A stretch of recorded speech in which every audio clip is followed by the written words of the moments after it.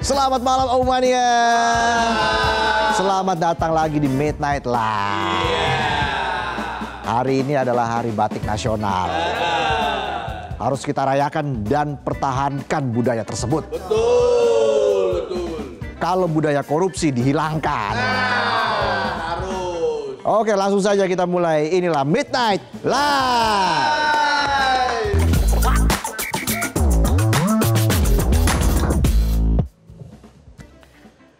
Berita utama malam ini kita bahas pungli yang udah masuk sampai ke dunia kedokteran. Biasanya suap, korupsi, dan pungli dilakukan sembunyi-sembunyi. Tapi pungli kali ini terang-terangan udah kayak setoran resmi. Wih, ngeri. Jadi ceritanya begini ceritanya. Program pendidikan dokter spesialis atau PPDS Anestesi Universitas Diponegoro di RSUP Dr. Karyadi Semarang mewajibkan dokter residen junior kasih setoran gak resmi alias pungli yang nilainya ngalah-ngalahin biaya semesteran. Waduh. Jumlahnya tembus puluhan juta rupiah per bulan. Dan ironisnya praktek ini gak cuma bikin dompet sepi, tapi sampai membuat seorang dokter muda frustasi dan memilih bunuh diri. Aduh.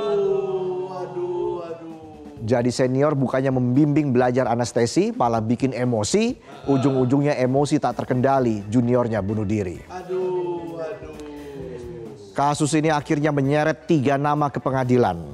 Pertama, seorang mahasiswa senior PPDS Anestesi Angkatan 76, Zara Yupita Azra. Lalu tenaga staf administrasi PPDS Anestesi Undip Sri Mariani dan mantan ketua PPDS Anestesi Undip Taufik Eko Nugroho. Ketiganya terbukti melakukan pemerasan dengan ancaman kepada Aulia Risma Lestari yang meninggal dunia pada 12 Agustus 2024. Ini senior apa preman? Jangan-jangan pernah megang pasar induk. Bisa. Sidang ini jadi sorotan publik. Karena disebut sebagai putusan pertama terkait pemerasan di pendidikan dokter spesialis di Indonesia. Tapi saat vonis dibacakan banyak yang heran. Karena hukumannya jauh lebih ringan dari tuntutan jaksa. Gak usah heran, udah biasa. Heran dong. Kalau hukumannya lebih berat dari tuntutan jaksa, itu baru luar biasa. Oh iya juga, iya. Kalian luar biasa. Kita mulai dari terdakwa pertama Zara Yupita Azra. Hakim Ketua PN Semarang Johan dalam putusannya bilang Zara terbukti bersalah melakukan pemerasan terhadap mendiang Aulia juniornya di PPDS Anestesi Undip. Di persidangan terungkap Zara bersama para senior lainnya melakukan pemerasan dan intimidasi terhadap para junior di PPDS Anestesi Undip. Wah. Aksi ini terjadi bukan sekali 2 kali tapi dilakukan secara terstruktur dan masif. Tinggal tambahin kata sistematis jadi itu kecurangan pemilu. Pemilu Madagaskar. Iya. Kalau pemilu kita kan Zara dan rekannya mengharuskan para presiden kan? Ke bawah pemilu tadi. Madagaskar. Para residen junior. Untuk menyiapkan makan untuk para residen senior dan dokter penanggung jawab pelayanan yang lagi tugas di rumah sakit di atas jam 6 sore atau prolong. Wow, nyiapin makan. Itu mau jadi dokter, jaga rumah sakit apa jaga dapur MBG? Siapan. Residen junior disuruh nyiapin makanan. Kasih aja sekalian udang radioaktif. Tiba-tiba jadi hoax. Radioaktif, ada radioaktifnya ya. Para residen junior gak cuma ngurusin makanan tapi juga dipaksa ngerjain tugas senior atau bayar joki. Bayangin udah kuliah dokter mahal, belajarnya susah. Sama senior bukannya diajarin nyuntik malah disuruh ngetik. Aduh. Ente kadang-kadang ente. Ibaratnya orang baru belajar berenang masih bingung gerakin tangan sama kaki mana yang duluan. Napas juga belum teratur tapi tahu-tahu langsung disuruh nyelam 20 meter yang ada malah tenggelam. Gak sampai di situ, residen junior bahkan disuruh beli peralatan yang harusnya bukan jadi bebannya. Senior bukan donatur, ngatur-ngatur. Betul. Ada juga sih di kantor-kantor. Ya. Sesama karyawan belaga bos. Diem gak guna, bergerak salah semua. Aman kan bos? Bos gua nih. Bayangin, junior disuruh beliin makan, disuruh kerjain tugas, sampai disuruh beli peralatan. Jangan-jangan PPDS bukan program pendidikan dokter spesialis, tapi program pendanaan dokter senior. Setiap presiden junior juga dipaksa store 20 juta rupiah sampai 40 juta rupiah per bulan. Kalau ditotalin, terdakwa Zara dan rekan seniornya udah memeras junior sampai 796,6 juta rupiah. Bayangin, pemerasannya hampir 800 juta. Betul. 800 juta kalau dibeliin obat bius. Polisi tidur nggak bangun-bangun tuh. Ya iyalah, polisi tidur. Kalau polisi bangun, kita yang tidur. Ya kan, malam kita tidur. Polisi patroli biar nggak ada maling. Malingnya kan? Aman kan bos? Bos gua nih. Lanjut lagi. Hakim juga menyebut terdakwa Zara dan rekan seniornya memanfaatkan relasi kuasanya sebagai senior dalam melakukan pemerasan itu. Sampai-sampai ada pasal dan tata krama yang harus dilakukan junior kepada seniornya. Pasal 1, senior selalu benar. Pasal 2, kalau senior salah balik lagi pasal 1. Kalau pasal Senen, stasiun kereta. Pasar ya. Zaman udah canggih, kok masih pakai aturan kuno. Dunia udah sibuk jelajah planet Mars, setelah ini masih sibuk urusan senioritas. Gak kelas. Akhirnya karena aksi senioritasnya itu, majelis hakim pun memvonis Zara dan Sri Maryani 9 bulan penjara. Lebih ringan dibanding tuntutan jaksa yang meminta Zara dihukum 1 tahun 6 bulan. Sementara mantan ketua PPDS Anestesi Undip Taufik Eko Nugroho dijatuhi hukuman 2 tahun penjara, lebih rendah 1 tahun dari tuntutan jaksa. Bayangin, sekelas kepala PPDS ternyata ikutan pungli. Kalau yang paling atas aja udah kasih contoh begitu, ya bawahannya niru. Nah, iya. Ibarat pepatah Luxembourg ya. Jauh aman. Buah jatuh, semonyet-monyetnya juga ikutan jatuh. Ada monyetnya. Iya. Kasihan tuh monyet dibawa-bawa ya.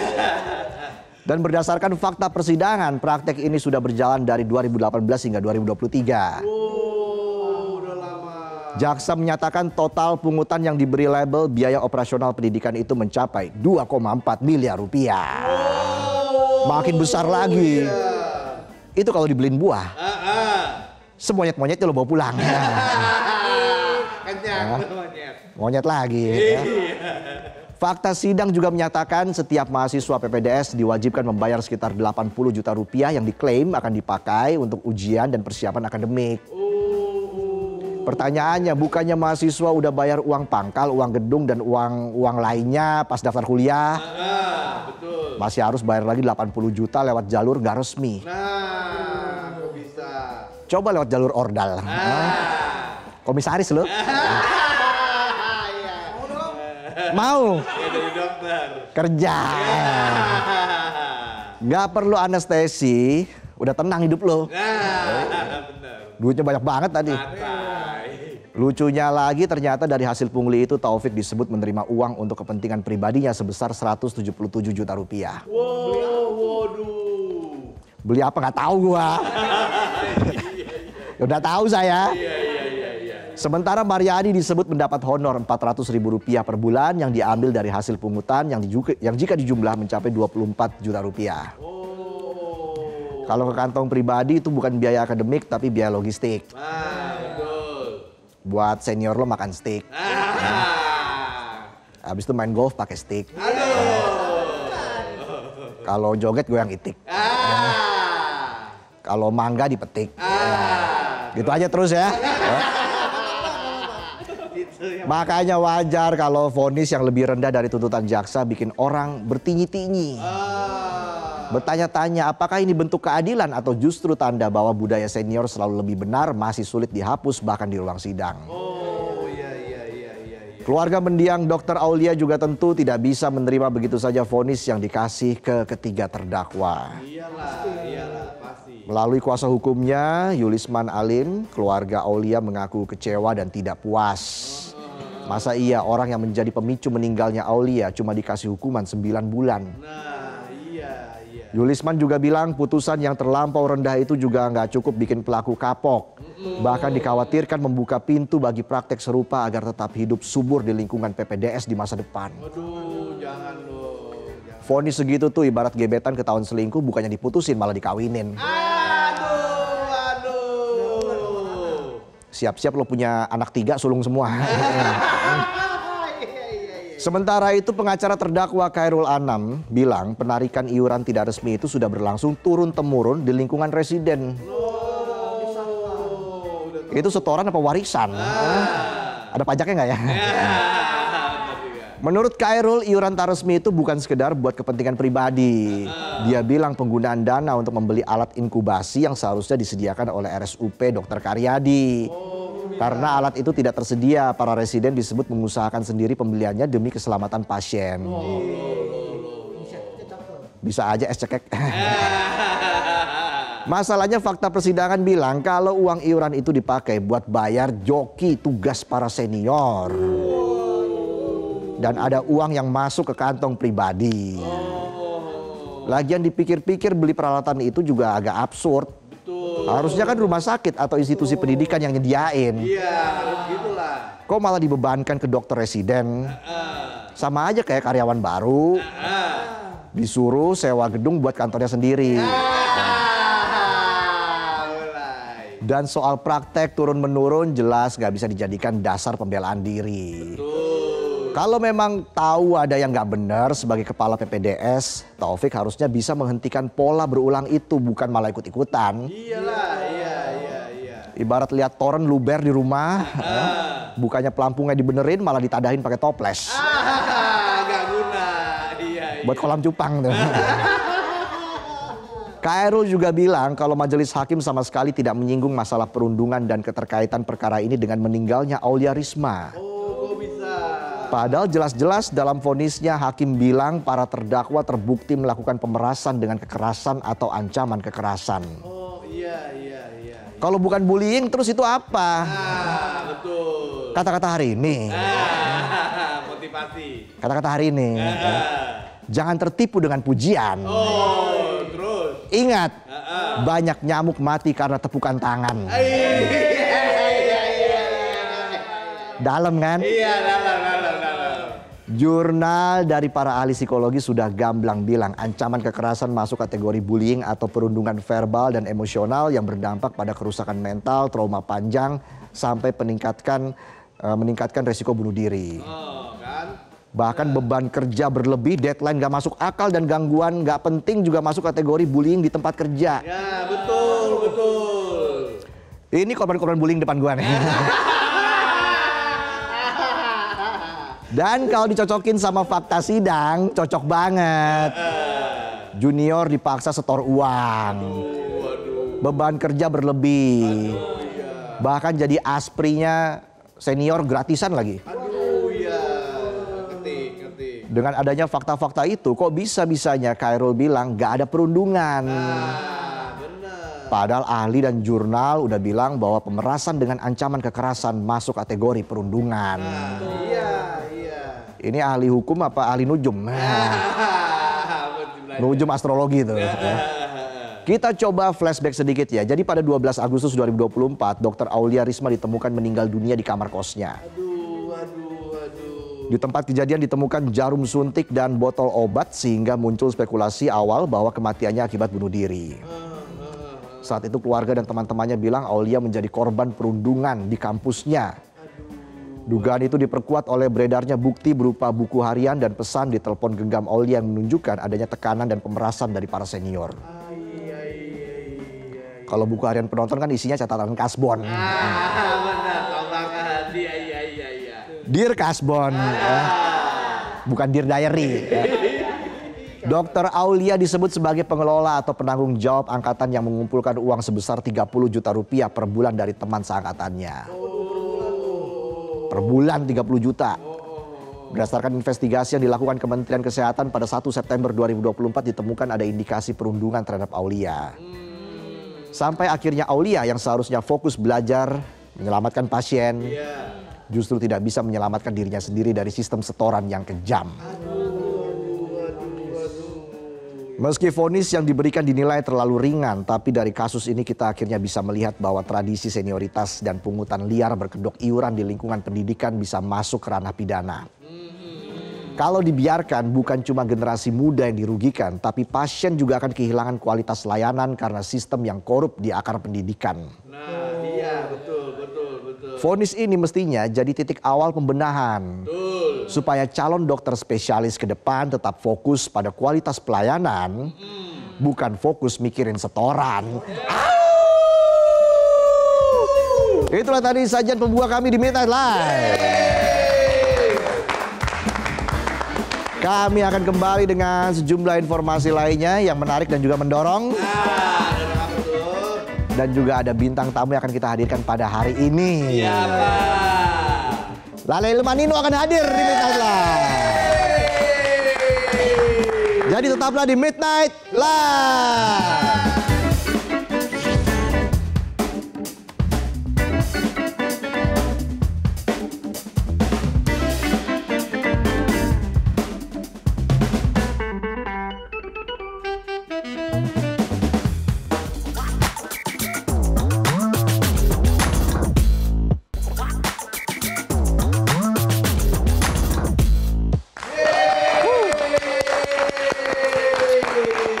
Kembali lagi di Midnight Live. Aumania spesial di Hari Batik 2 Oktober ini, Fatma Ayu akan mengajak Aumania buat lebih mengenal makna dari motif batik sekaligus styling kain batik yang cocok dipakai buat anak muda.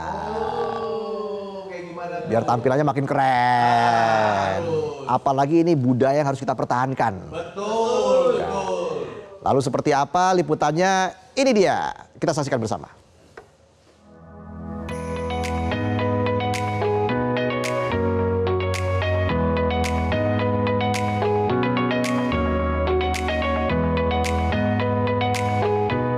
Pemirsa, setiap tanggal 2 Oktober kita memperingati Hari Batik. Tapi aku mau nanya nih, seberapa kenal kita akan motif batik di Indonesia atau yang kita kenakan? Atau maknanya ini apa sih motif batik yang kita punya atau kita kenakan? Aku akan mengajak salah satu owner yang ada di Batik Store di Jakarta, namanya adalah Batik Roastery, untuk lebih tahu dan juga lebih mengenal motif-motif batik itu apa aja sih, terutama di salah satu provinsi di Indonesia, yakni di Jawa Tengah. Kali ini di samping saya sudah ada owner dari Batik Roastery, Mbak Astri nih. Halo, apa kabar Mbak? Mbak di Batik Roastery. Terima kasih banyak. Mbak, ini kece-kece banget nih motif-motif batik. Tapi kalau boleh tahu, Batik Roastery ini memang khusus Jawa Tengah atau gimana nih? Batik Roastery itu sebenarnya produksi untuk batik Solo aja. Cuman seiring berjalannya waktu kita mulai mengkurasi dari batik-batik di daerah Jawa-Jawa lainnya gitu. Kalau di sini banyak jenisnya sih, salah satunya kalau batik tulis itu ada motif-motif pakem, ada motif pakem paduan modern, dan ada motif modern aja gitu. Boleh nggak aku diajak apa aja nih motif-motif batik yang bisa kita pelajari nih untuk para pemirsa nih? Boleh, yuk kita langsung lihat.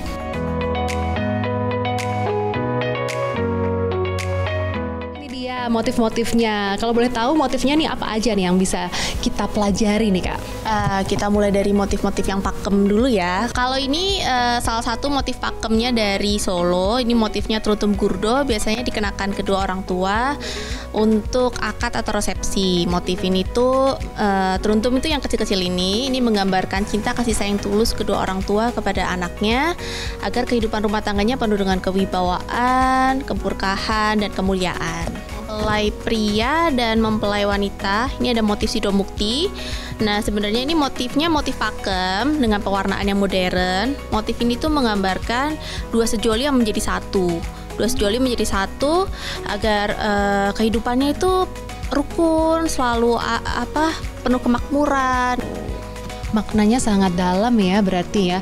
Dan jangan salah kostum ya pemirsa, kalau mau menikah apa aja Mbak yang perlu dihindari misalnya untuk pernikahan? yang perlu, kalau di Jawa sendiri itu sebenarnya motif yang sebaiknya tidak dikenakan itu adalah salah satunya parang rusak. Parang rusak tuh yang benar-benar motifnya full parang. Itu karena kalau orang tua zaman dulu katanya tuh kalau parang rusak kehidupan rumah tangganya tuh nggak akan rukun, nggak akan bertahan lama. Nah, kalau tadi kita sudah ngomongin batik-batik untuk pernikahan dan juga batik parang, ada motif batik apa lagi nih yang perlu kita tahu dan pelajari nih?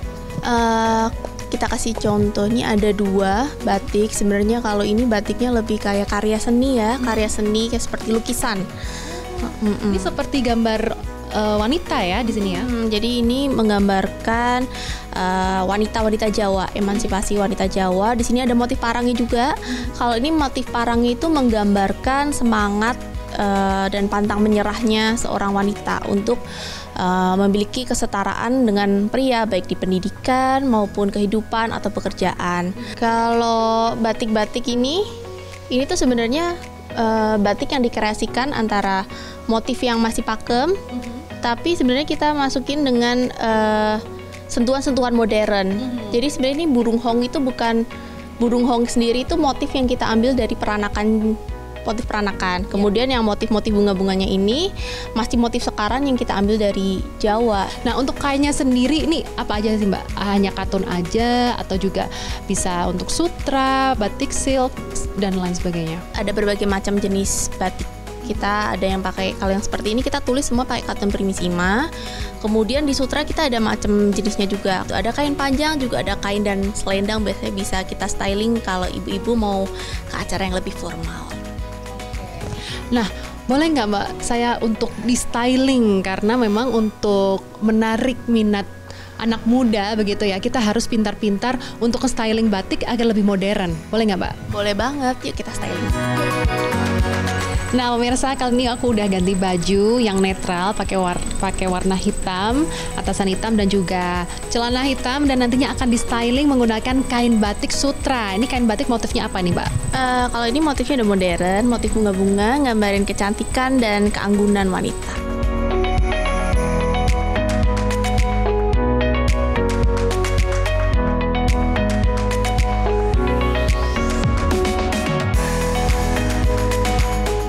Ini dia pemirsa, udah jadi dan membutuhkan waktu hanya 2 menit saja untuk styling seperti ini, dan ini cocok untuk acara formal berarti ya Mbak ya? Jadi kalau misalnya mau pakai kain batik di styling tanpa dijahit itu bisa diserut kayak gini, kita nggak perlu pakai tambahan tali atau apapun lagi. Cuma dililit-lilit aja, terserut dan dililit dan tetap terlihat stylish. Oke, kalau tadi kan aku dibantu oleh Mbak Astri nih, mungkin 2 menit. Kalau aku sendiri mungkin 5 menit lah ya, atau 10 menit nggak apa-apa, baru belajar. Tapi kita bisa styling sendiri, ini juga bisa, dan pakai kain apapun atau harus sutra? Kain apapun sebenarnya bisa, cuman biasanya kalau ibu-ibu lebih mudahnya pakai kain sutra karena lebih lembut dan lebih mudah di stylingnya. Oke, pokoknya cari kain yang mudah untuk di styling dan lebih lemes gitu ya, tidak kaku gitu. Oke, setelah satu model kita bikin apa lagi nih Mbak habis ini? Habis ini kita mau stylingin jadi bentuk dress aja sih buat banyak yang lebih cantik gitu.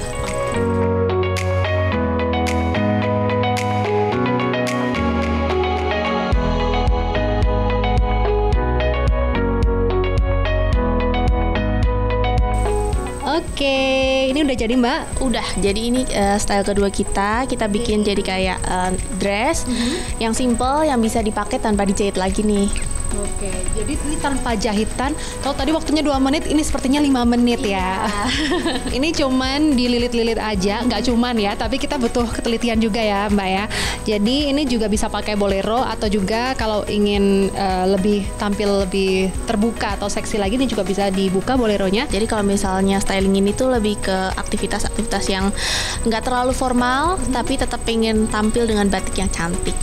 Apa nih harapan Mbak Astri nih selaku pengrajin batik sekaligus wirausahawan? Kita maknainya itu bukan hanya hari untuk melestarikan kebudayaan aja, tapi kita juga bagaimana bisa terus merancang batik-batik yang modern, yang dengan warna-warna yang lebih lembut, dengan motif-motif yang lebih memiliki makna dan cerita sendiri yang bisa terus dipakai untuk generasi-generasi selanjutnya. Untuk itu kita juga selalu berinovasi dengan cara-cara yang masuk nih ke generasi selanjutnya itu seperti apa, dengan berkolaborasi dengan desainer atau brand-brand lain yang masih berkecimpung di dunia fashion. Oke, itu tadi pemirsa keseruan kita dan semoga batik ini tetap lestari. Jangan lupa untuk memakai batik, jangan hanya di hari batik aja. Dari Jakarta, Fatwa Ayu, Rudi, Metro TV. Au.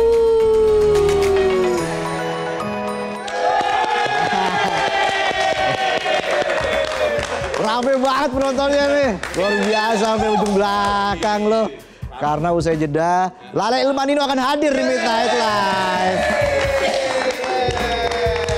Udah gak sabar kan? Ya udah, kita jeda dulu, kami akan kembali saat lagi, tetaplah di Midnight Live.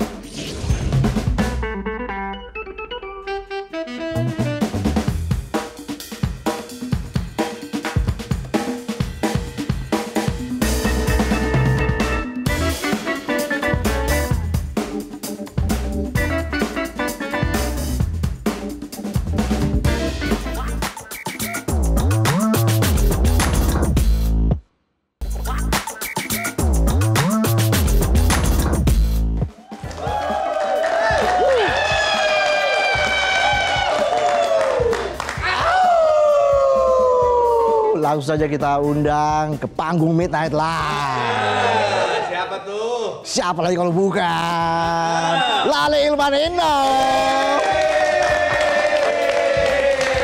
Nino, welcome di Midnight Live. Ilman, Lale, silakan duduk. Luar biasa kan? Gimana nih tampangnya? Halo, 1000 penonton Midnight Live. 1000 mah bayarannya. Kita kasih tepuk tangan sekali lagi dong, semangat dong. Malam. Lale Ilmanino, banyak yang bertanya-tanya, banyak yang bertinyi-tinyi. Sejak kapan kalian bertiga ini bergabung? Dari 2014. 11 tahun ya, kurang lebih berarti. 11 tahun? Iya, tapi kan kita kebanyakan bekerja di belakang layar gitu. Iya, iya. Tapi kan kamu dari O-nya biasa aja. Coba O-nya lebih kencang. Iya, gitu. Ini ada tombolnya. Ada tombolnya. Coba. Nih. Oh, ada. Keren kan? Keren. Ini hanya semua ilusi. Iya, Nino dari Ra, Betul. lalu juga Lale dan Ilman dari Malik Essentials. Ya, masih bersama dengan bandnya masing-masing. Betul, masih. Tapi akhirnya kalian bersatu ini, apa yang mendorong kalian nih? Sebenarnya awalnya kita ketemu di ulang tahun salah satu pencipta lagu juga.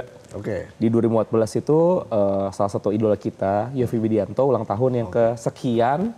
Terus beliau bikin acara lah di Bali, ngundang musisi-musisi gitu. Salah satunya Ran dan Malik. Akhirnya kita ketemu di sana, ngobrolin banyak hal lah. Karena emang sebenarnya undangannya itu bukan untuk kayak bener-bener manggung, tapi lebih kayak ya udah kita senang-senang aja merayakan ulang tahun beliau gitu. Jadi banyak waktu kosong buat ngobrol. Akhirnya kayak ada satu kesempatan ngobrol sama Lale sama Ilman waktu itu kayak gue tuh sebenarnya pengen deh bikin lagu juga untuk orang-orang lain selain band sendiri gitu.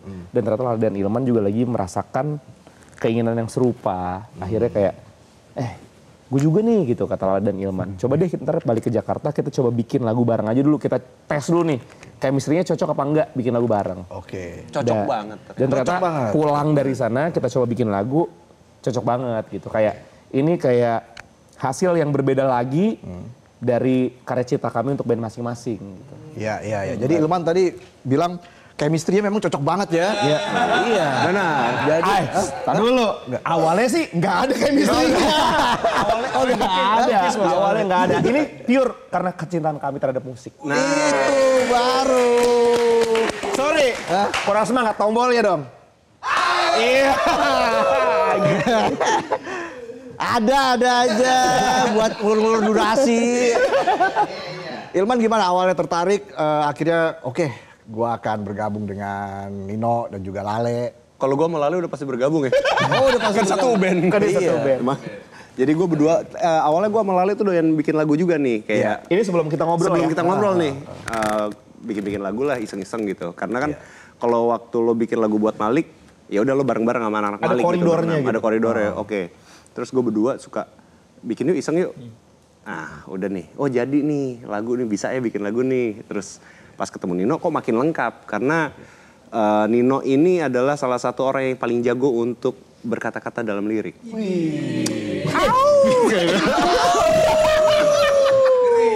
Jadi gue sama Lale bikin lirik itu kan. Gini gak ya lirik gitu kan. Begitu Nino masuk, oh gini yang bener Le. Yang bener gitu. Jadi untungnya setelah kita bekerja sama bareng gitu ya, kayak kita semakin tahun tuh semakin tahu sebenarnya pos masing-masing tuh apa gitu. Kayak oh ternyata gue posnya ngerjain ini, dia posnya ngerjain itu gitu. Jadi sekarang tuh setelah 11 tahun, setiap kita dapat project atau dapat tugas untuk bikin lagu tuh kita bener-bener udah ya tanda kutip autopilot lah gitu. Setiap kita kayak ada klien datang pengen bikin lagu, ya udah kita rembukan bersama untuk beberapa menit pertama, habis itu kita pergi ke pos masing-masing untuk bikin kerjaan masing-masing, ketemu lagi untuk ngumpulin jadi lagu gitu. Oke, nah Lale sendiri apa sih tantangan yang lo hadapi ketika membuat sebuah lagu? Apalagi sekarang kan persaingan makin ketat, makin kompetitif. Persaingan makin ketat. Iya. Udah kayak main bola nih. Udah kayak job fair. Tahu nggak tantangan terbesar dia apa? Ngomong di acara-acara kayak gini. Dia ngomong, beneran. Iya. Coba. Sukanya nulis lagu aja ya. Bukan, ini susah nih gue nih kalau ngomong nih. Bukan bagian gue soalnya. Kalau ngomong tuh bagian dia soalnya.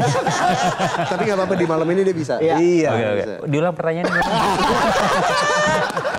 Mending gue pencet tombol. Luar biasa Midnight Live itu ya, acara jam segini tapi bisa ngumpulin penonton sebanyak ini. Ini ada 2.000 orang nih, 2.000 orang. 2.000 orang. Dari mana sih agensinya? Ini yang shift malam biasa. Lagi bingung kan, mau izin apa sama istri. Nah, gue nongkrong dulu di kantor. Abis itu nggak tahu ya? Itu. Gimana Le tadi Le? Sorry, pertanyaannya mau diulang dulu. Apa yang tantangan saat ini yang lo hadapi ketika membuat sebuah lagu? Karena kompetisi dunia hiburan saat ini kan makin kompetitif, apalagi ada tantangan dari teknologi, AI dan sebagainya. Apakah ini lo anggap sebagai penghambat? AI deh, dari AI dulu. Sebenarnya kalau misalnya AI itu bukan menghambat sih, asalkan kita tahu cara buat mempergunakannya, memanfaatkannya. Oke. Tapi kalau tantangan terbesar pasti kalau untuk kita bertiga pasti waktu sih. Waktu. Soalnya waktu sama Ini bener-bener waktu ya. waktu sama duit ya. Iya, kebalik. Enggak, lebih ke waktu. Soalnya kan maksudnya itu kegiatan masing-masing di band kita masing-masing kan pastinya kan lumayan padat ya. Maksudnya itu di Ran, habis itu di Malik juga susah lah ya maksudnya untuk ngatur waktunya. Jadi ya once kita bisa kerja bareng-bareng itu emang bener-bener kita maksimalkan di hari itu gitu pastinya gitu. Waktu pastinya. Jadi pasti. Kita bisa bikin lagu dalam waktu hitungan jam gitu. Misalnya klien datang, kita bikinin dari scratch, dari nggak ada apa-apa sampai ada lagu tuh sejam dia udah bisa denger lah lagunya. 2 jam lah ya. Serius sejam. Jadi kayak karena sulitnya kita untuk mencari waktu duduk bareng di studio gitu. Jadi mungkin kayak dalam 1 minggu kita bisa ketemu 1-2 kali lah. Jadi kita maksimalkan banget waktunya. Waktunya ya beneran waktu ya. Iya. Kita percaya Waktu ya. Iya. Jadi sekarang waktu kan. ini, sekarang waktu. Jadi mungkin kayak setiap pertemuan tuh kita bisa bikin 2-3 lagu lah. Wow. Iya. Satu hari tuh. Satu hari. 1 hari ya? 2-3 lagu ya. Soalnya gini, maksudnya tuh ibaratnya gini. Oh, jadi rajin ngomong sekarang ya. Gue suka nih. Ini emang jam-jam gue nih kalau. Oh iya. Tadi sudah jam-jam segini juga sih. Lanjut. Jadi maksudnya tuh kenapa 2-3 lagu gitu ya. Maksudnya tuh kita bikin 2-3 lagu tuh buat pilihan. Pilihan untuk klien ya pada saat datang gitu. Moga-moga nggak cuma diambil 1, diambil 2. Jadi dari waktu yang tersedia kita bisa maksimalkan mendapatkan waktu yang sebanyak-banyaknya. Iya, cocok. Cocok? Iya cocok. Kalau ada lagu yang nggak kepake bisa buat band masing-masing, Ran atau Malik gitu Iya, ya. biasanya kita tetap kasih ke klien berikutnya. Oh, tetap. Emang waktu itu sangat penting. Sangat berharga waktu itu. Nah, Ilman juga merasakan nggak apakah memang AI ini menjadi sebuah tantangan atau menjadi sebuah pendukung dalam menciptakan sebuah lagu? Kan kita nggak bisa maksain kayak ini kan ada teknologi baru, Iya. terus kayak enggak gitu. Jadi akhirnya kita manfaatin justru. Oke. Jadi kan kita banyak klien itu misalnya artis yang waktunya nggak cocok nih untuk ketemu workshop, tapi ada deadline gitu. Kita mesti ngerjain kan tetap. Jadi kita bisa bikinin guide vokalnya itu pakai bantuan AI. Misalnya yang take Lale, gue atau Nino gitu, suara cowok, penyanyinya kan cewek nih. Iya. Misal Tiara Andini Misalnya gitu. Tiara gitu. Oke. Ntar kita switch dulu jadi cewek. Jadi kebayang deh, oh kalau cewek nyanyiin jadi gini nih lagunya. Jadi justru kita berteman dengan AI dan kita memanfaatkan AI. Oke. Tapi at the end, walaupun kita tahu kecanggihan teknologi bisa ngebantu kita juga dalam berkarya, cuma kalau misalnya kita sejauh kita bekerja ya, pengalaman bersama bantuan-bantuan dari teknologi gitu ya, apa yang dikerjakan dari hati tetap nggak bisa tergantikan sih. Itu dia. Menurut kita gitu. Iya, Sejauh iya. ini ya, sejauh Iya, ini. itu Kita nggak benar. tahu berapa tahun ke depan, tapi sejauh ini kayak apapun yang kayak orang-orang biasa request dari kita gitu. Kayak misalnya ada seorang penyanyi datang ke studio Lale Manino pengen bikin lagu seperti apa gitu. Iya, iya. Kita di awal juga pasti akan ngajak mereka duduk ngobrol dulu, mendengarkan kemauan dia gitu. Sebenarnya kan secara nggak langsung itu sama kayak orang ngisi prompt di AI platform gitu Iya, ya. iya. Cuma apa yang biasa kita terima gitu ya, secara langsung sebagai manusia dari orang yang berharap dapat karya pulang dari studio kita itu tetap kayak cara untuk ngedigest dan cara untuk ngeproses semua informasi yang datang dari dia dan dilahirkan menjadi sebuah karya itu tetap berasa jauh lebih genuine sih dibanding apa Iya, yang iya. lahir dari prompt di platform teknologi. Pastinya. Dan pernah nggak lo ketemu sama artis yang akhirnya aduh ribet juga nih kayaknya, atau misalnya dia mintanya macam-macam akhirnya nggak ketemu atau Justru seru banget karena kita banyak ketemu artis nih. Biasanya untuk bikin lirik, bikin cerita lagunya, Iya. itu kan kita butuh informasi apa ya lagi. Iya. Oke. Nah, jadi kita ngegali artis-artis itu. Misal kita ajak ngobrol. Oke. Jadi bos kita nyimpan banyak curhatan artis-artis itu. Oh iya.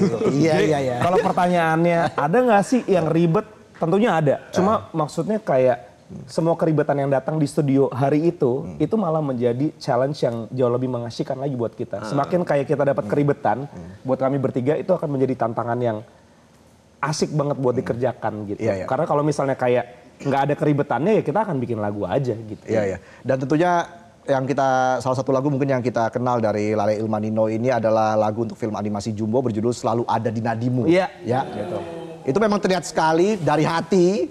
Ya. Itu luar biasa ya. Proses kreatifnya saat itu bagaimana, No? Proses kreatifnya jadi waktu itu Anggia Karisma dari Visinema dan juga Rian Adriandi sebagai direkturnya. Kebetulan adalah dua teman saya gitu. Dulu pernah ada di satu tempat yang sama. Kalau Rian itu satu sekolah, dulu adik kelas. Anggia Karisma itu dulu teman satu radio. Oke. Dulu pernah jadi salah seorang penyiar di sebuah radio lah ya. Ketemu ngobrol, mereka punya sebuah cerita untuk dijadikan film animasi judulnya Jumbo. Waktu itu kayak ngasih tahu di awal kayak ini adalah sebuah cerita film yang akan butuh sebuah lagu di mana lagu tuh nggak hanya sekedar jadi bumbu aja dibilang. Iya. Lagu ini akan jadi salah satu pilar penting dalam filmnya gitu. Oh ya gue tanya lagunya tentang apa gitu. Lagunya tentang anak yang kehilangan orang tuanya. Nah by the time mereka cerita itu sebenarnya pas banget secara timeline gue juga baru aja kehilangan bokap. Oke. Nah jadi makasih ya efek-efek penontonnya. Terus habis itu ngobrol, gue bawa pulang. Ya udah oke, gimana Lekman kita mau ngerjain nggak? Oke, gas gitu. Biasanya Lale Ilmanino itu bikin lagu itu selalu dari musik dulu. Kayak kita jamming, cari notasinya dulu baru kita isi lirik. Cuma untuk film Jumbo ini adalah kali pertama kita mencoba direction yang berbeda gitu. Coba deh karena ini story based banget, kita coba bikin dari liriknya dulu gitu. Akhirnya gue coba tuangkan aja gitu ya apa yang menjadi point of view gue terhadap cerita Jumbo yang diceritakan sama Anggia dan juga Rian gitu. Kalau misalnya dari orang tua ke anak jelas gue punya banyak background karena gue baru aja kehilangan bokap gitu. Cuma pada saat itu gue juga butuh banget cerita dari POV orang tua ke anak. Ya, Nah kebetulan di antara kita bertiga pada saat itu yang punya anak adalah Ilman. Jadi gue tanya sama Ilman itu gimana lo ngelihat anak lo gitu. Ya udah, abis ngobrol sebentar kita langsung tuangin ke lirik. Udah jadi liriknya, Lale sama Ilman akhirnya bikin notasi dan musiknya, jadilah lagunya. Itu yang tidak bisa digantikan oleh teknologi. Ya. Dan akhirnya Lo dari tadi setelah nungguin gue ngomong selesai cuma buat ngomong itu doang kan? Itu dia yang gak bisa diganti sama teknologi gitu kan. soalnya ini durasinya memang sangat ketat ya. Tapi kita maksimalkan. Iya, betul. Tapi itu bener banget, tepuk tangan dong. Maksimalkan. Kita langsung ke pokok pembahasan. Apa ya. itu? Intinya nih. Setelah 11 tahun berkarya, Lale Ilmanino rencananya akan menggelar konser bertajuk Lale Ilmanino and Friends pada tanggal 30 Oktober 2025. Wow. Saya ke Ilman deh ya. Iya. Gimana, deg-degan nggak? Nervous? Oh nervous. Karena kan Lale Ilmanino nggak pernah manggung. Emang kita nggak mau manggung. Kita sama band masing-masing adalah performer kan. Iya. Tapi di Lale Ilmanino ini kita mundur ke balik layar. Kita hanya menciptakan lagu, kita hanya menjadi produser. By order ya? By order lagi gitu kan. Nah di sini kita ada tantangan baru untuk konser. Apa tuh? Ya menegangkan karena kita mesti ikutan tampil juga di situ Iya. bareng kolaborator ini. Oke. Terus kita mesti menyuguhkan lagu-lagu yang sudah kita ciptakan selama 11 tahun ini. Tegang, ya lumayan tegang sih. Lale kayak santai aja Lale ya. Sekarang. Ini jam berapa nih Jar? Iya, jam lagi. Dibilang santai sih enggak sih. Maksudnya tuh pastinya karena kan timeline-nya kan udah makin deket ya. Jadi banyak yang harus disiapin dan emang deadline-nya makin dekat. Habis itu juga pastinya ya kita bertiga harus mempelajari lagu kita masing-masing yang kita bikin, yang which is yang nggak pernah kita bawakan gitu ya. Dan ya itu kayak yang tadi Ilman bilang, kita harus bisa menyuguhkan yang terbaik pastinya untuk penonton karena yang paling tricky lagi adalah dari pemilihan song list. Oke. Karena dari 170-an lagu yang kita udah bikin, kita harus bisa mengkurasi jadi mungkin sekitar 30 lagu aja. 30-an lagu gitu. Maksudnya itu kan lumayan susah juga gitu maksudnya untuk ininya ya, untuk menaruhnya kayak gimana gitu nyusunnya. Pastinya. Di situ sih. Reza hafal loh 50 lagu kita yang ciptain. Coba sebutin, Sa. Coba ini 50 ya, ngomong 50 coba, 50 lagu. Usah. Itu lagu yang tadi juga. Saya tahunya itu aja. No, jangan ngomongin lagu dah ke gua nggak ngerti beneran. Iya, oke, Apalagi oke. nyiptain lagu, gua nggak ngerti sama sekali. No. Makanya ini kita mau belajar sama mereka ini. Oke, tapi untuk nambahin sedikit dari Lale sama Ilman ya, kayak kita tahu di Indonesia itu setiap generasi tuh pasti punya pencipta lagu yang bikin konser gitu.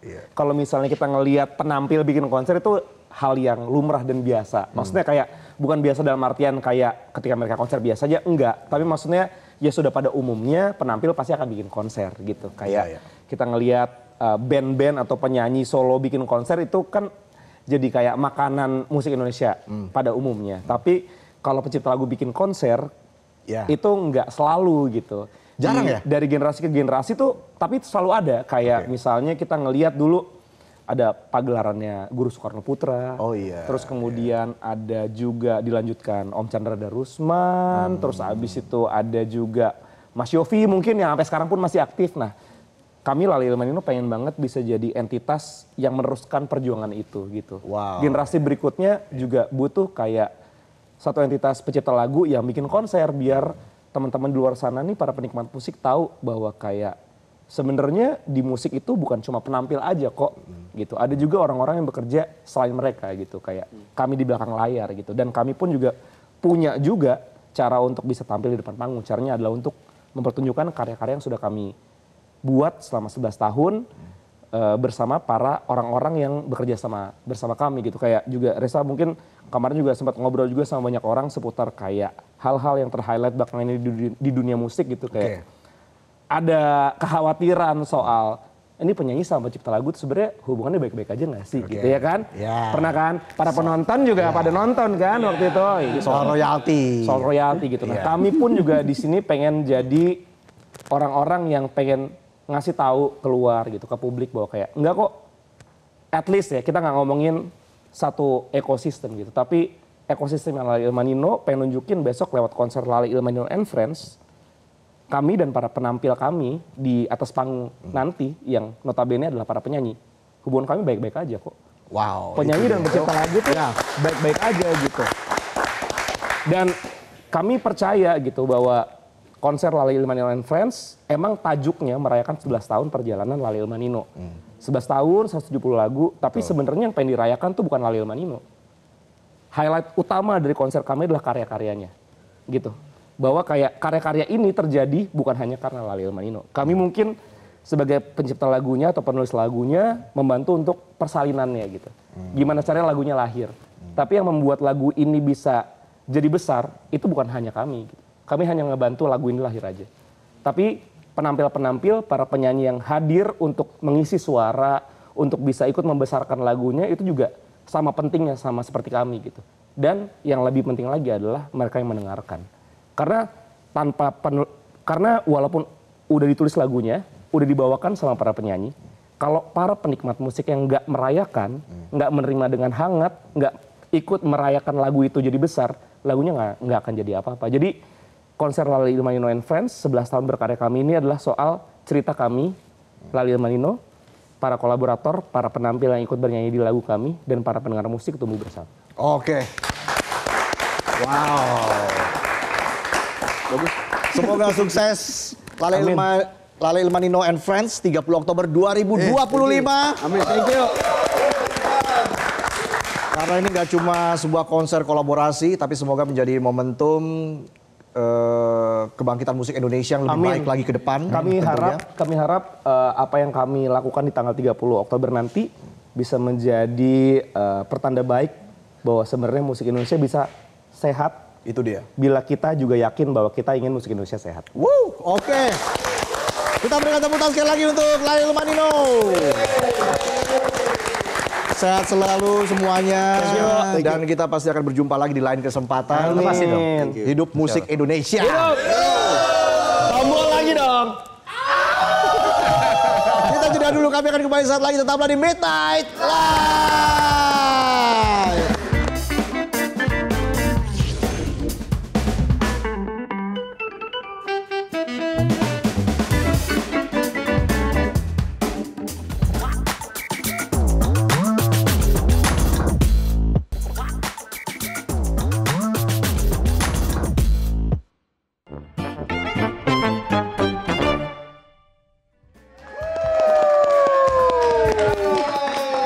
Seperti biasa hari Kamis, ada Come On Kamis omon-omon online. Dan juga narasumber kita di Come On ini langsung dari Paris. Aumannya dari Paris. Kita sapa. Siapa ini ya? Halo. Halo. Bonjour. Ini mah Otong. Tong, bonjour. Woi. Bonjour. Tapi nggak banjir. Jaketnya keren, Tong. Ya, ini kan kita bikin, ini kita jual nih. Kebetulan nih saya jualan aja ya. Ini buat bantu teman aja. Ini buat teman-teman saya jual 500.000. Cuman kalau buat orang lain 300.000. Tong, kalau pagi-pagi di sana ada yang jual nasi uduk nggak? Kagak kebetulan. Ini saya croissant mulu nih, makan tiap hari croissant mulu. Asik. Makan croissant. Ya, belum pernah nyobain ya. Ini juga sekarang lagi ini kayak saya dari sawah ini saya makan bekicot ini nih. Bingung juga makannya gimana nih. Bekicot nih, kita cobain kali ya. Iya. Jauh-jauh ke Paris makan bekicot, Tong. Iya, ini kayak di sawah nenek saya ini. Ada. Coba, Ya, cobain coba.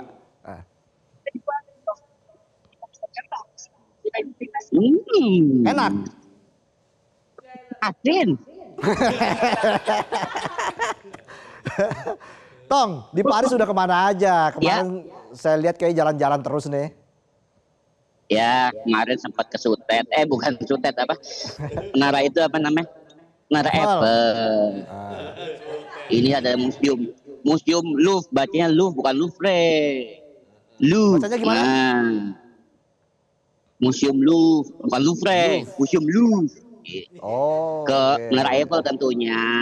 Terus kita kemana? Itu apa sih yang gerbang itu? Saya lupa namanya.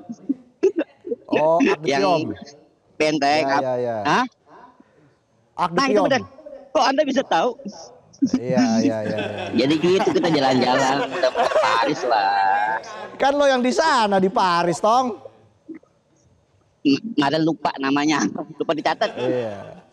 Tong, abis ini mau kemana lagi? Apa? Ini kan di sini masih maghrib nih, masih jam 6:30. Kita mau nikmati malam, nikmati malam di Paris. Sementara saya Tapi di studio Bung, sorry, terus Bung. ya. Kapan saya bisa ke Paris ya? Udah pernah, Deng. Ya udah duluan. Udah pernah kan? Gantian Oke, nih, Tong. saya nih. Pokoknya Oke, nikmatin kota apa Paris lagi? ya, Tong ya. Sebelum balik lagi ke sini, kerja lagi, Thank lembur you. lagi. Jangan lupa oleh-olehnya. Oke, kita closing bareng aja, Tong. Kalau ada sisa Buat Midnight Live. Ya. Tong, Oke. silakan closing, Tong. Oke, yuk. Thank you teman-teman Midnight Live. Aumania Midnight Friend. Salam dari Bali. Salam dari Paris. Bonjour. Sampai jumpa lagi di Midnight Live.